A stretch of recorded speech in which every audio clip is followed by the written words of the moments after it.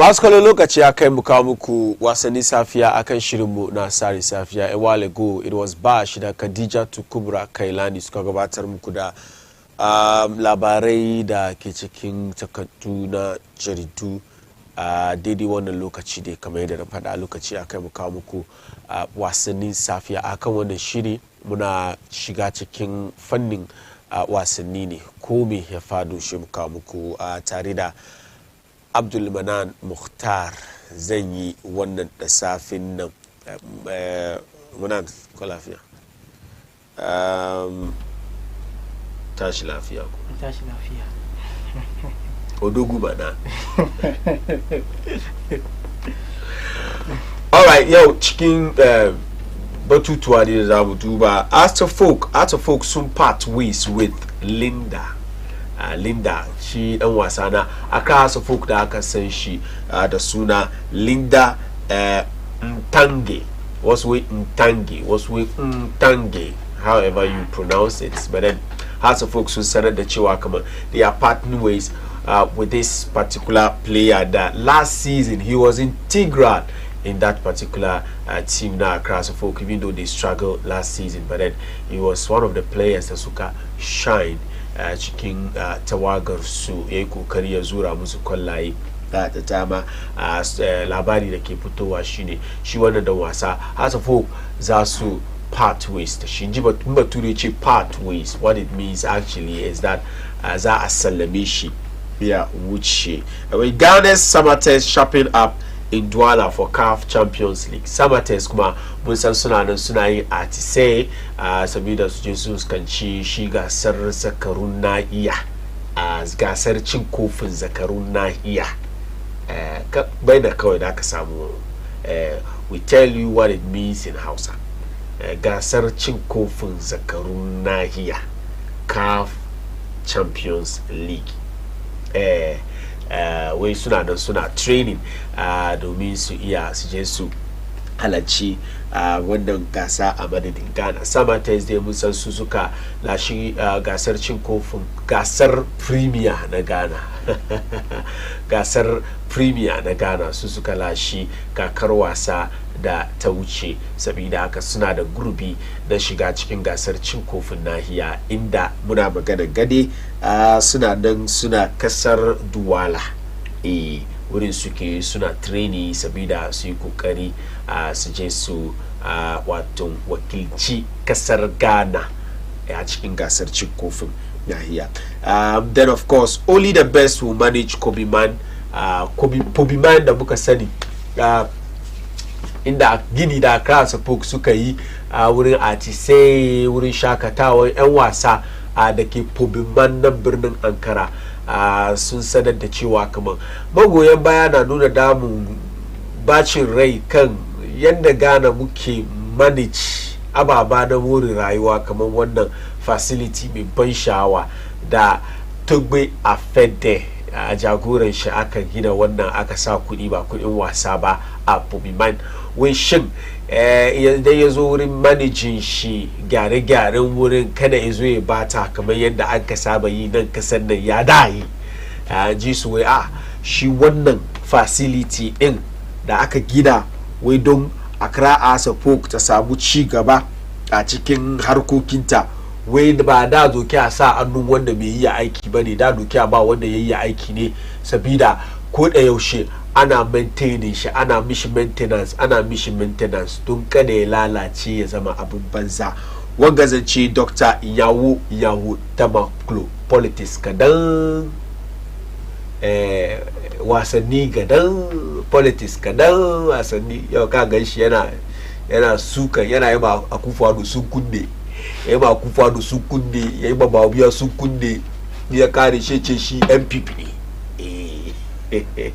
The next moment kaga ya zo yana yi ma Kotoko sun kunne yana yi ma Kotoko sun kunne yana yi ma Olympics sun kunne ya kare shi ce shi Accra Folk supporter. Of course Iyawo Tamaklo is always an Accra Folk, a big fan of the Phobians, and he's saying that as I'm saying as they daga cikin board members na Accra Folk, they are going to make sure that Kobiman an doke an sa annu waɗanda za su yi su yi aiki tukuru sabida a wato a maintain shi wannan facility ya so Accra Suffolk ta ci amfani shi ta dade.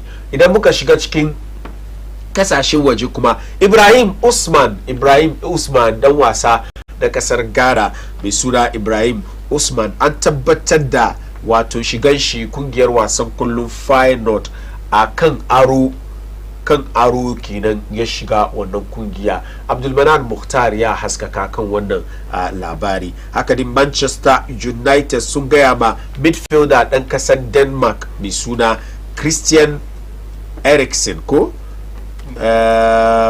Christian Eriksen mai shekaru 32. Christian Eriksen mun san Christian Eriksen hoton shi ke kan allon talabishin muke kallon nan. Shi wannan dan wasa sai wani shugaba yana nan tare da inji ne cikin zuciyar shi sabida Euro da aka buga in 2 years ago da aka buga Euro ya je ya suma kan filin wasa mutum da dama amma ma yayi kon babu ne. Aka dauke shi aka je da shi asibiti ya farfado. Bayan da ya farfado aka ce yana da matsala ne a zuciya, inda aka sa mai wani ɗan karamin inji da ke taimaka ma nashi zuciyar sabida ta yi ta buga yadda ya kamata. Tun wannan lokaci ya dawo kan filin wasa, ko da yake an mishi gargadi cewa kamar wasan kwallo ne shi da gudu ne da hawan jini, sabida haka idan kana da matsala da zuciyanka ne ya kamaci ka bar bugu. Ya ce a'a shi ya naci wasan kwallon shi zai buga ko da ya tafi da shi layira. Shi sa yana sayin ga yana dan tare da inji ne cikin zuciyar shi. Bayan da ya dawo mun ga ya taka rawan kani ya ba Tottenham Hotspur, inda ya kuma shigo kungiyar wasan kwallon Manchester United ya taimaka musu. Amma inji Manchester United wai yanzu ne sun sake shi. Wai sun sake shi, yana da dama ya je so mu tattaunawa da wata kungiya sabo sabida ya ci gaba da sana'ansa na wasan kwallo. Ji Manchester United wai kowa ya zo za sa sake shi su bashi ne ba da karban wani babban kudi ba, sabida yanzu su suna ganin cewa kamar abu da suke bukatan shi musu duka sun yi. Manchester United kuma suna nan suna tattaunawa da shi midfielder ɗan ƙasar Norway mai suna Sanderberg hoton shi muke kallo, yana buga ma kungiyar wasan kullum Stoke City ne, Burnley na kasan Ingila, inda Manchester United kenan suna tattaunawa da shi. Shekaru 26 wai don idan Eriksen za shi ya kamata su nemi wanda zai zo mai gurbin shi ya zo ya taimaka musu a kungiyar wasan kwallo Manchester United.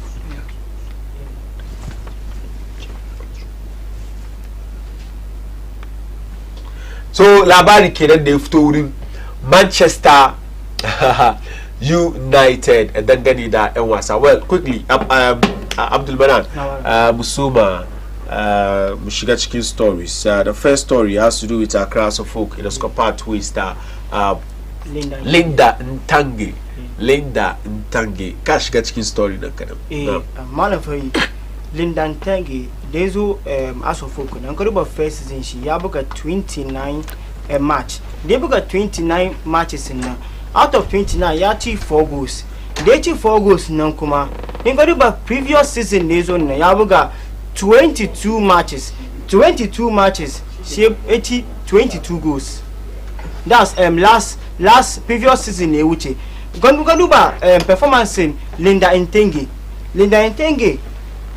according to House of Folk ina putting part of overhauling ne suke yin nan. Ba su na so overhauling suka ce no tun da dai Linda Ntange sovereign player ne don mun yi cewa kaman ko wane ne mun yi cewa kaman ko wane ne mu wanga mu salame shi wuce in ya zama old player don cikin contract nan cikin agreement ko one old player duka ya wuce. Sai ka duba matches na suka buga recently don mo festival cup nan only one old player kawai feature cikin game nan, which is Linda Ntange.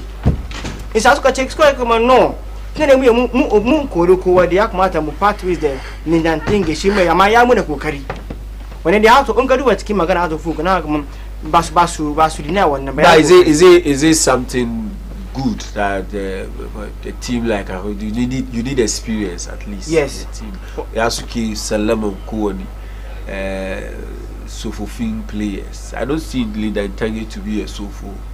Linda Ntange 26-year-old player ni. Yeah, when I'm also now come no players. I not asking players. Never na see as you could carry back last season. In asking. Is that now come no? Tune day in asking time I said to carry last season ba. Mun ce kamar mun kore kowa ko player last season mun bari wuce isa suka sallame Linda Ntange. But apart from that, Linda Ntange is a key player to House of Folk kuma ya kokari makungiyar House of Folk. Sule Linda Ntange House of Folk kaga House of Folk da kansu ba issue guda da suke da shi ne ba, like maintaining players ba su da wannan culture na kaga tinai idan player ya zo I mean 1-2 season ya ji makura 3 season an salame shi kuma at times ma issue na ne ba like player maybe first season ko 2 seasons shi ba maybe be year you pick up kaga na ba as time goes on kuma me in they adopt the system league in number kaga kaman ba ko ya improve amma in this case as of folk back understand because mostly yanda manyan nan the supporters nan ke iya suke pressure coach the players. Yes, in player 1-2 season be ya improve ba. Gashi na mun ga issue Salifu be fi a ce Salifu ya ba House of Folk ba. Ka understand because at least yanzu mu ma ne ma zai buga ball. Kaga sana amma me saboda ba su da culture yanda yake keep player.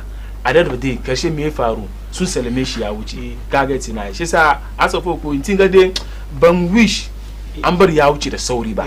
Kaga na wucewan shi dai so early. Because at least Yak matters to maintain this at least for some 2-3 seasons back because at least he's a very good player. When they came in, at least yena munga been there targets in her hand. She said in this way so adopting she. I mean way forward ba team nan da kan shi ba maybe time da su sallame shi ba so su samu more offer kan kamar yadda suka sallame shi so recently yanzu. Samate's sooner preparation towards African Cup of Nations. African CAF Champions League that's Suna Douala. Do you think Douala is the right place for them to go for training the Suki ahead of this particular competition? According to the weather, like help on so. Douala Cameroon. Douala. Favor so. Kaga na ma issue nani ba preparation na how did they started from here? Kaga tina ganga before masu yesu kai wajen na kaga tina kuma mun san kaman Cameroon they are very strong physical when it comes to football kaga na so ni na expect ba ko da ma Samate sun je wajen na at least maximum of ko ba su lema win ba at least su sai samu draw kaga tina daga wajen na sun zo back to Ghana ba at least sai su mashi su because at least you are seeing the preliminary stage when they came at least points she's here helping so what then they like Samate and this is the first time most of their players going to intercontinental competition so I mean without giving them much expectation they're gonna into this match I mean so for them to prove themselves like okay fine we are here and we are ready for the competition so let's see what will happen maybe after our first match in soon. But did they have the chance against Douala? Actually, this is most of the players in Suma. This is their first Champions League. They won Champions League. First time. Federation Cup na team Sigana na Bamukukari. Kumaka come signing the suke in ba one play the then check 2-3 players in this game. Sunta baga competition na. It's very difficult for them. Ama munga benda dreams suke one day came majority of their players but wasn't about intercontinental competition but ama munga yende carry sakani but man Samate how are they going to madam in Kaduba Samates baka in na kulina for the ba saki winning team don't Samates before Suma su je Douala na so say the word key players and so just to raise fun. It is important issue during the cup tournament. Malam, I really like you neba. Sun ser key players. Sun ser some of the key So players. if that can Kabuga the competition like the CAF Champions League, then you are selling your key players. Yes, it's a problem. It's a problem. That's not the problem they are facing. Yes. But I've never seen a situation where Manchester City soon win league soon carry.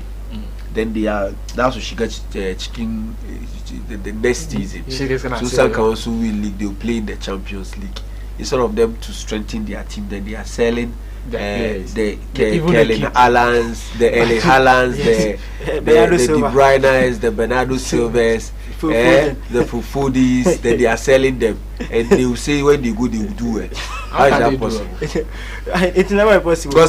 Because Dreams FC, for instance, last season, Kokari Nasuka and Duka stem from the fact that they actually kept the core of their team. Exactly. Yes. They kept the core of their team. So if you are not keeping the core of your team, you are allowing them to move out. They are moving out, and then you are bringing in new players. And then expecting results. Then strengthening Kana. I can't alter Shiko.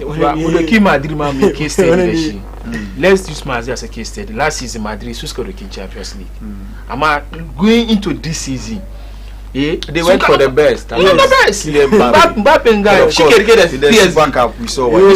So the point here is that she gets chicken competition like the CAF Champions League, and the first decision you make is to actually let go your best players. So you are letting go your best players. You are weakening your team. For me, I don't have any hope in this team. Because Magana Kif to answer me a question. Like one player that's to compete, skin calf. Don't answer come on. Mutana simus ko kai ne duka sun ba su wuce. Recently one yaje Singi Tanzania. Yati Karani. Gudo kuma yati when team daga. So historically, the last time a Ghanaian team did well, they could carry Chicken CAF Champions League was as far back as 2000 when Accra Folk won it in the finals against Esperance of Tunis. Now, if you look at the Accra Folk team, the likes of Kufo, Lokachin Sudan Kui, the Su mentioned, I mean, those players that played for Accra Folk, Shimelado and so on and so forth. Some keep team go for a very long time. Look at you don't see this kind of exodus of Ghanaian players from the local league to other African countries, because look at you in Wasa Ghana move out of Ghana. He's not going to any of these sub-Saharan African countries, maybe Tanzania and so on and so forth, that these days they attract our players. They go to North Africa. Even North Africa, the Makui Kasashi the Sukizwa, Mako the Kasaba. North Africa, then they were very selective because Makoma they are fourth. So at that time, Minka Stadium, the North Africans were competing with the Eastern Europeans for our players in our local leagues, and then the Asians. So the Wiakagandan Kasangana, Yabaragana, Yaje Congo, those days, they were rather coming to Ghana. So points that they can make it. League in Mudan. Football in general in Ghana, yaji kasa. Our local football, yaji kasa. Zuwa shi kasa da yayi da. Ya bar teams in the basu da kudi. Number one, there's also suna maintain squads and so for a very long time, like we saw in the 2000, early 2000, where Accra Folk and Kumasi Asante Kotoko were dominating in Africa. Don't forget. Look at them. Always you see Kotoko in the mix of things. Always you see Accra Folk in the mix of things. Yeah. Always you see them either in the CAF Champions League or the Confederations Cup, and they are doing well. There was in 2004, so the two teams were in the finals. Yeah, exactly. Two teams from the same country. Why? Because look at you, soon keep players, and it can get exodus of players. One player move from one team, one team. They are moving from Accra Folk to Kotoko, another big club. I mean, in Ghana to Kotoko or Heart of Folk. We saw the switch of Charles Taylor from Heart of Folk to Kotoko. Well, then season after that switch, no Suka J final, the two teams Duka Suka J final achieving Confederations Cup. So I think that increasingly it is becoming difficult for the Ghanaian teams because of the mass exodus. We were talking about Accra Folk earlier. Come on, Susalami plays in Suduka. Susalami plays and now Duka always switch. ko ba haka ba sun sallami players don duka wai su wuce exactly mesabo kaka duba big clubs nan as Kotoko when last ne aka gama league in Ghana ka same su cikin 5-3 first 3 da ko ya ka cikin 2004 ne ke gwada wannan first second third ka samu as Kotoko cikin first second amma yanzu hakan ga hardly for them to even made up to 3 because of why yanda suke management team nan ya zo kasa haka na so the way forward ne ba ya kamata I mean investors ne su shigo kuma tips ne ya investor dai yana sa kudin shi inda dai samu amfani cikin shiriri tanga wani investor zai shigo ba wani investor to gashi shekaran jiya da aka zo aka interview shi Magdan zo magana da fito fadi kuma yana da gaskiya kaga da Abdulsalam new edition shekaran jiya shi kuma magana da gaya which is so damning to Ghana football, and I think that the leadership of the federation should do something about it. If Wadi Kamang Abdulsalam Yakubu of Tuizu Kamang, his team is struggling because players in Shinaim bet.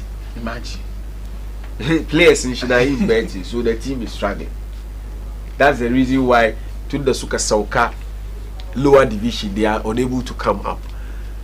It's problematic for somebody like him who is very critical of this current administration, Keto Kreku's administration. Shekaraji Amunji sabon labari da fito Keto Kreku da kanshi ake tuhuman shi cewa kamar shi ma yana bribe referees. So these are the issues.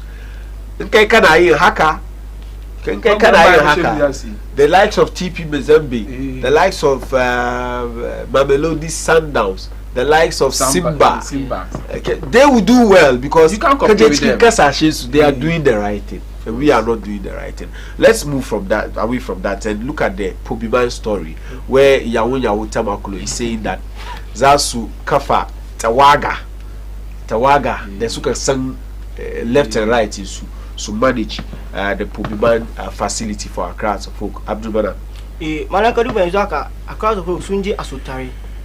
Suna trainings like Asutari, soon after Pobiman. Isn't it because of the way their supporters are disturbing? It's only in Africa that you see that those days.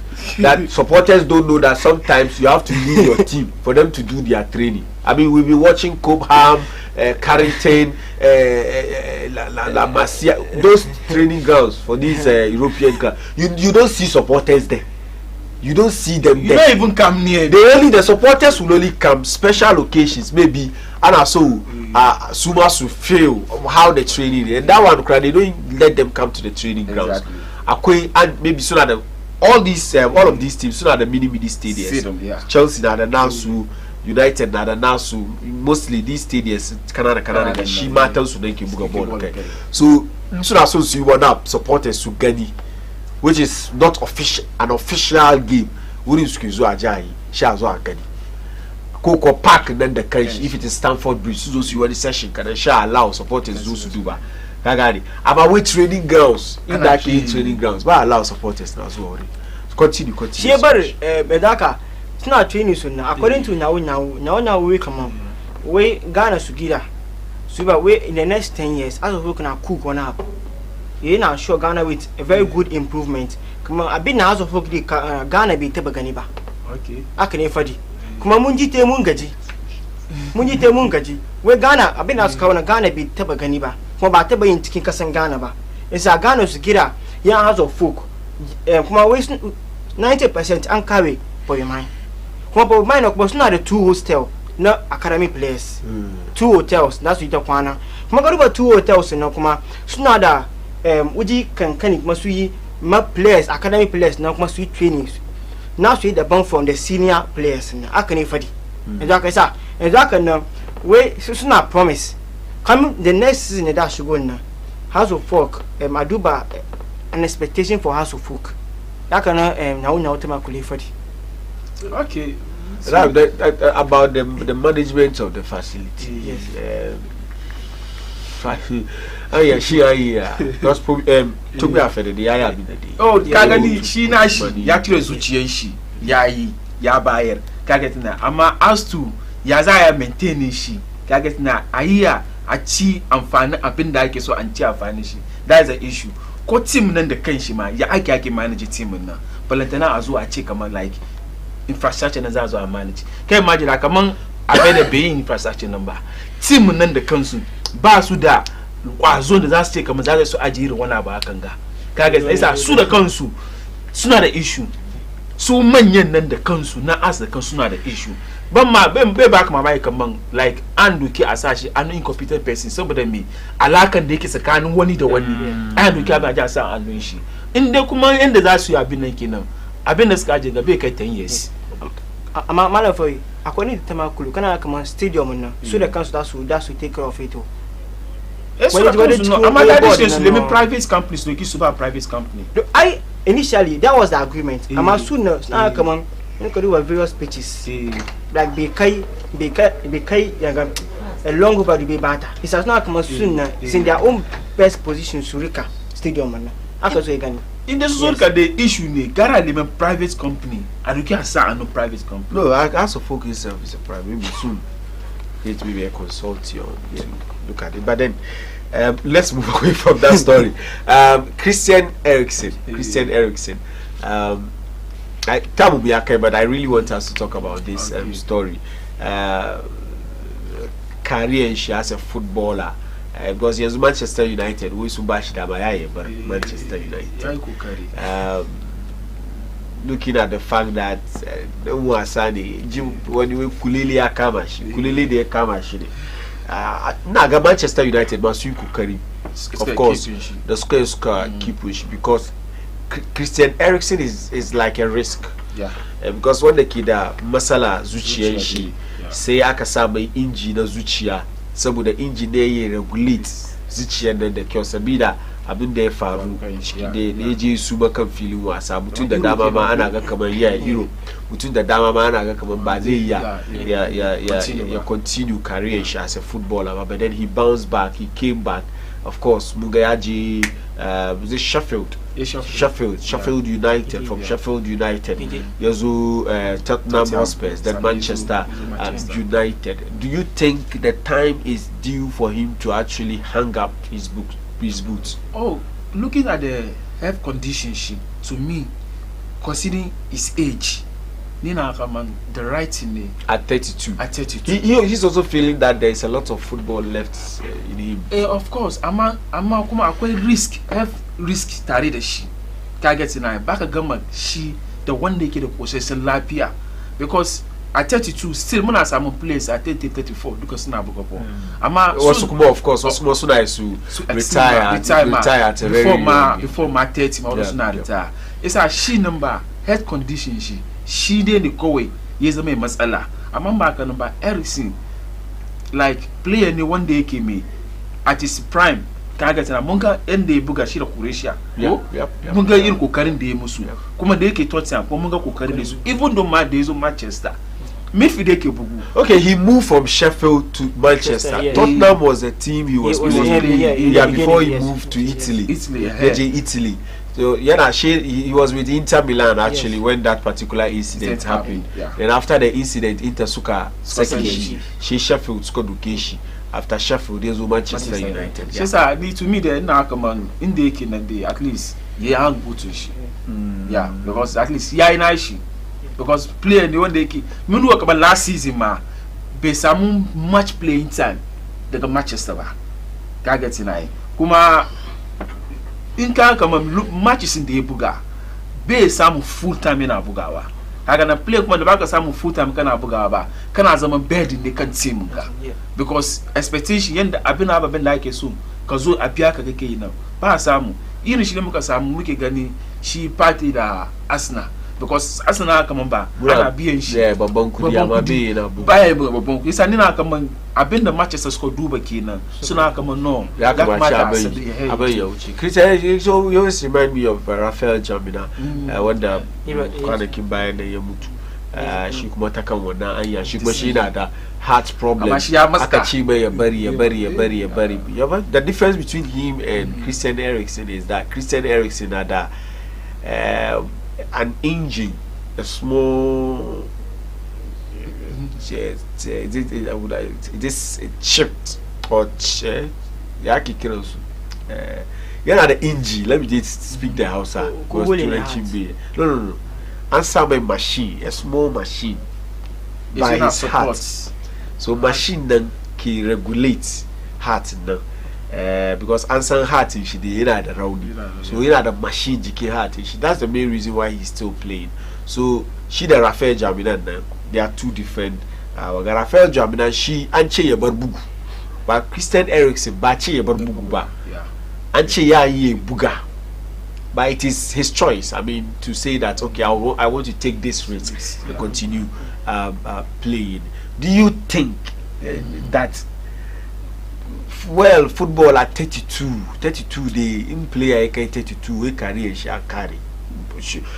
Ya kama she do but one day okay, yanzu dai enough is enough. I've had a beautiful career with Tottenham Hotspur, Inter Milan, and of course with Manchester United. Madam, Thiago Silva has some 38, 39, you know, so in Abu Kapor. Mungal likes of Zlatan Ibrahimovic.